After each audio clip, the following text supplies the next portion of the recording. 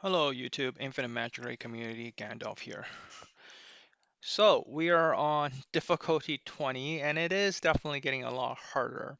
Thought maybe I'll share a little bit additional mechanics and things, small tips here and there that we have learned over the last little while. First of all is I think from a reward perspective, we kind of already talked about last day. Um, when we look at the rewards of the various tiers, um, and 19 you start to see, I think, yeah, 19 is where you kind of want to start to see a very tiny chance of getting a mythic blessing, 0.1%. But really what's nice is every week you do get a guaranteed mythic.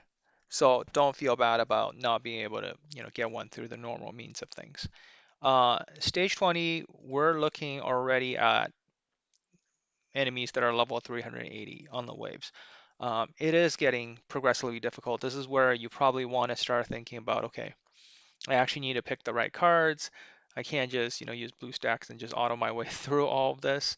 Um, and also the reset. I was expecting the reset to happen on Monday where um, the game normally resets, but actually reset it a little bit earlier. I think they got the reset. I don't know if it was on purpose or it was a bug or something, but you can see my progress bar got reset. So every week you can guarantee yourself a mythic and a legend and a good amount of rainbow diamonds. And you won't be able to get a lot of rainbow diamonds normally, unfortunately, because you can see even stage 19 for clearing the possible drops. I think from each boss is 10. So you kill 5 bosses is 50. The number of keys here also, you don't get extra keys, I think, per week. Let me just check. Yeah, I don't think I saw anything in the mail. We'll see in about an hour and a half.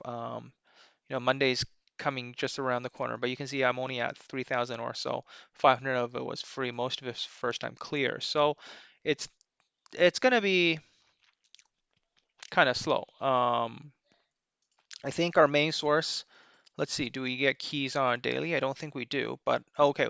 Every day you get 10 keys from your daily quest completion. In your advanced quest, let's see if we see any.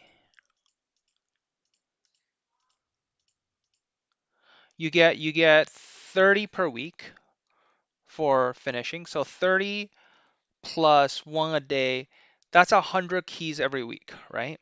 So 70 from there and once per week 70. So then that means in a typical week when we go to Endless Cloister, we can do 100 bosses. So you have 100 times chance of getting one of these. So really, that's like a 10% chance of getting a mythic. That's actually not that bad if you really think about it, because you get 100 keys.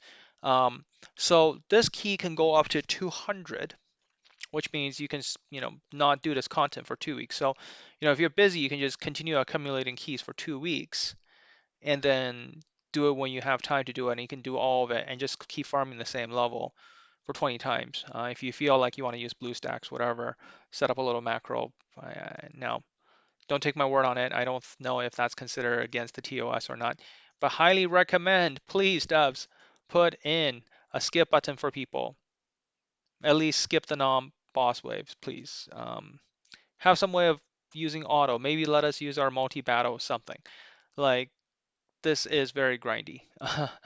Unfortunately, it is very grindy. I mean, if you think about it, Elemental City, we went through the same thing, right? Remember when Elemental City came out and we used to have to battle um, all 75 waves, and it's really intensive.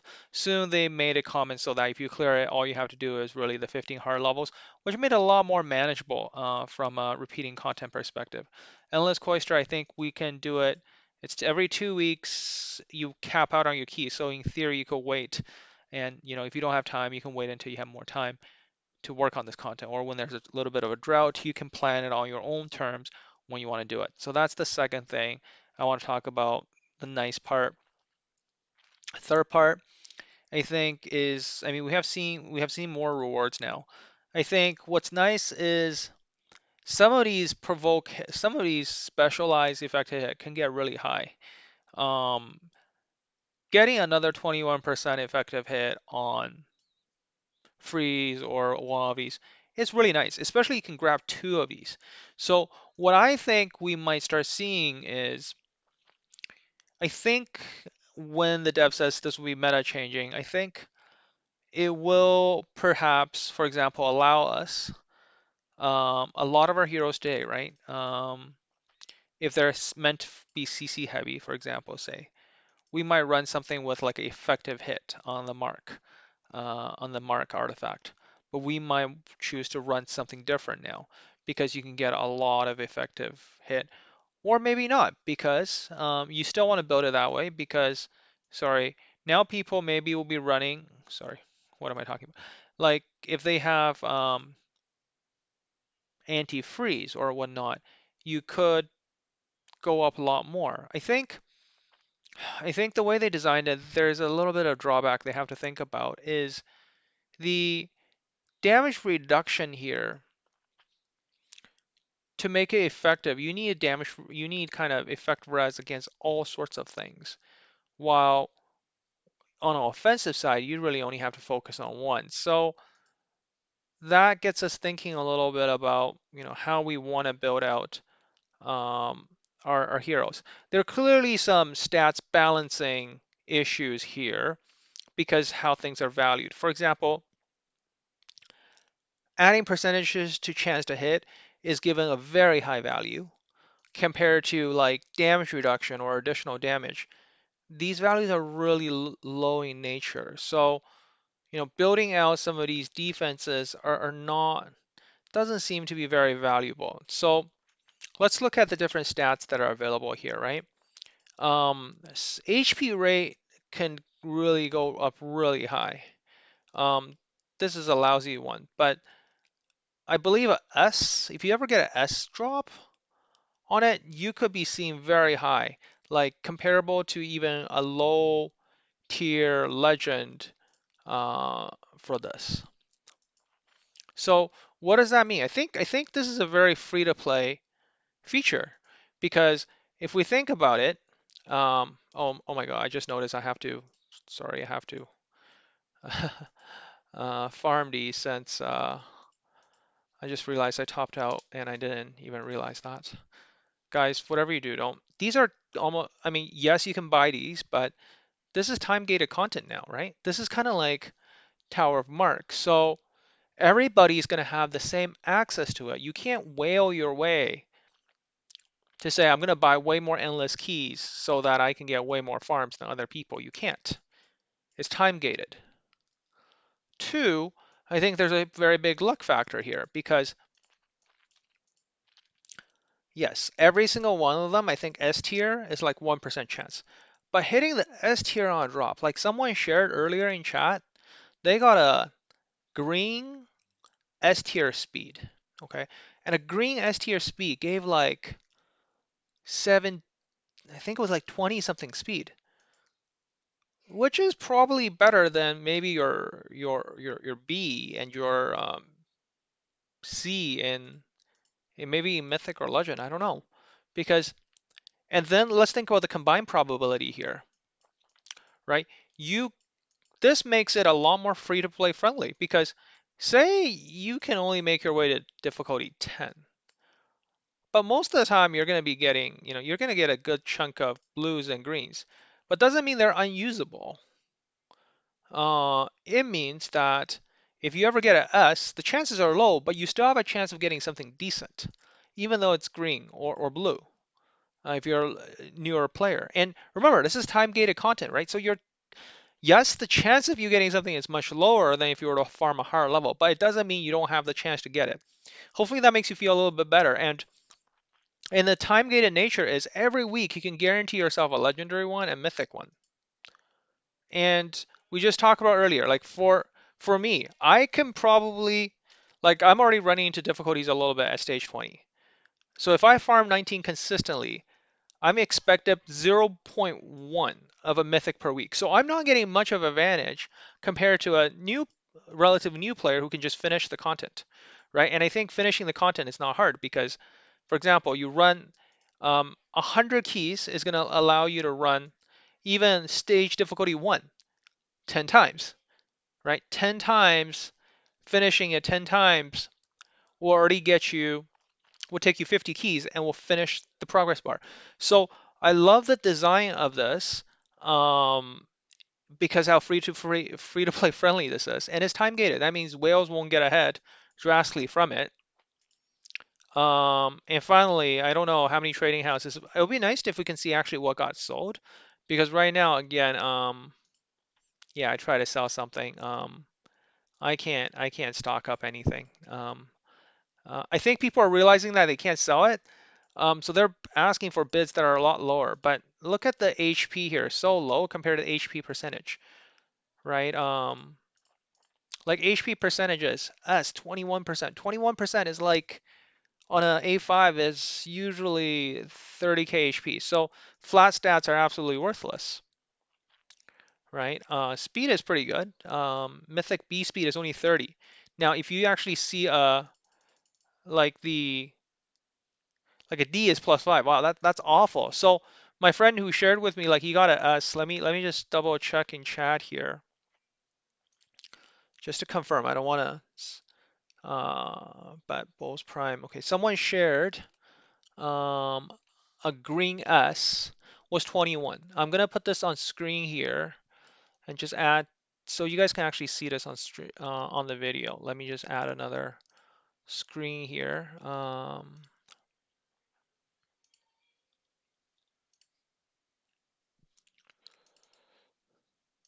Just so you guys can see, right, Discord.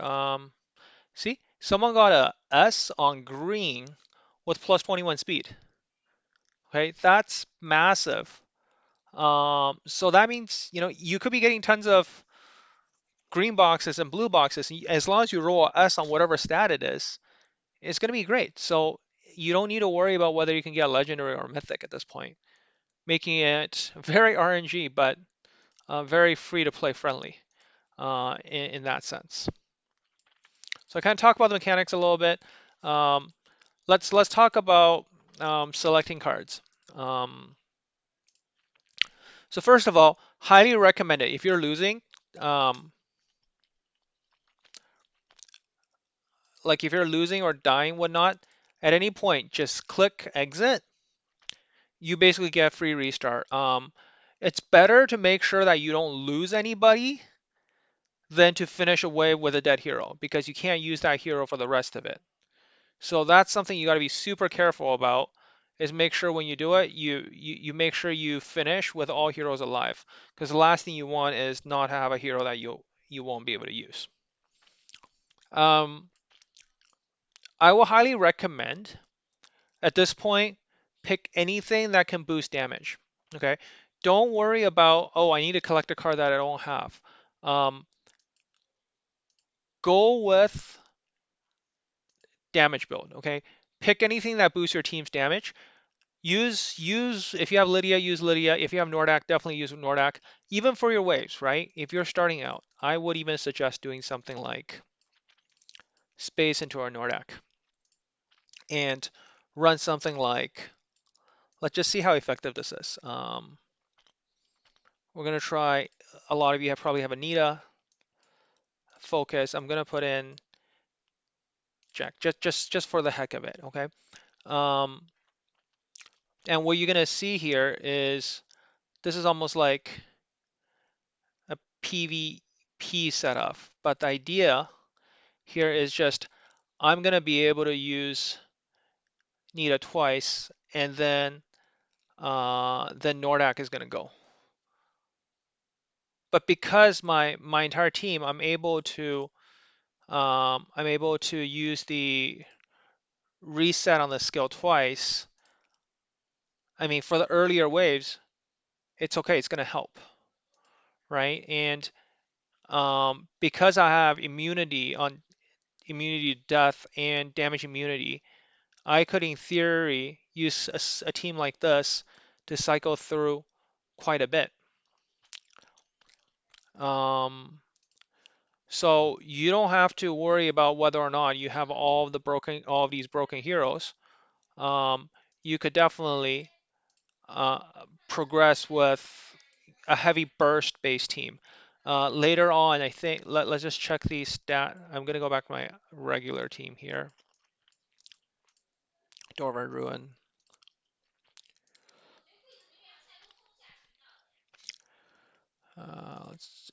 Let's see the enemy here. We're at 1750. So later on, I'm pretty sure you get to a point where the enemy does get quite tanky. Like even this team, right? I feel like I'm struggling to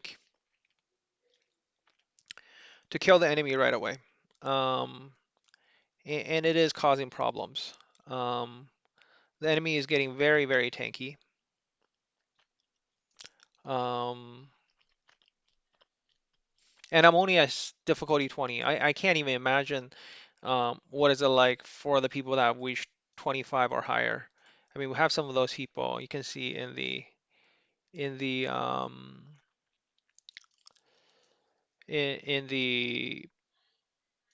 in the ranking here. Let's see where people are at actually. Sorry. Let's see how high have people gotten.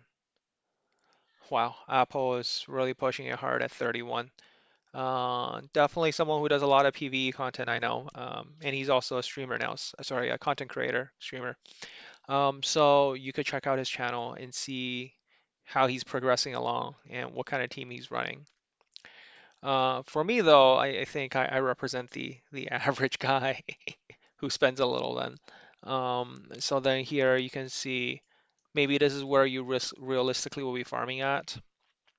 Um, I think consistently picking uh, the right buffs should be able to help you go through. I think at this point you yeah, I think you should still be able to go a little bit further.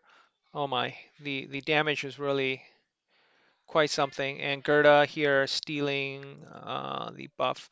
The enemy does come with exclusive at this point, right? So sometimes it does get quite painful. Running permafreeze is also another option. So let's show a couple of different teams to help you push the waves. I think we're almost at a point where I think if you're struggling, you probably should be thinking about different team lineups that will potentially help. Running Santa is another really good option. Santa should be able to freeze for the most part. So let's use something like this. Again, it's less to. I mean, I think these are common teams you might see for Rum and for Marius, whatnot. Nordak is definitely key. If you have Lydia, it's really nice. Santa is really going to help.